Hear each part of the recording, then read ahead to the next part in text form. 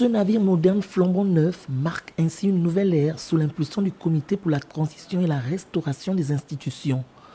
Dans l'optique de permettre à la Compagnie nationale de navigation intérieure et internationale de retrouver ses lettres de noblesse, le CTRI a donc décidé de mettre à flot ce paquebot dénommé IN Atlantique 1. Nous avions là la preuve, la matérialisation de la perspicacité du chef de l'État, le président de la transition, président de la République, chef de l'État.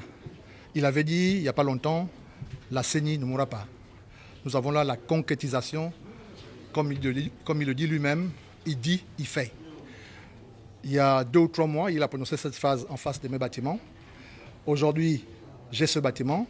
Et il y a quelques semaines, je vous disais que j'avais reçu le premier d'une série de 4.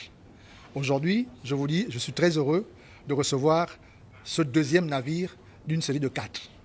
Construit en Grèce, ce navire de 98 mètres de long peut transporter jusqu'à 500 passagers avec plusieurs véhicules légers.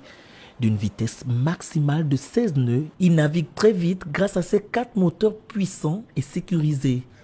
Ce bateau sur lequel nous sommes, comme vous le voyez, c'est un LCT, Landing Craft Tanker, servira de faire le transit entre Libreville et Port-Gentil.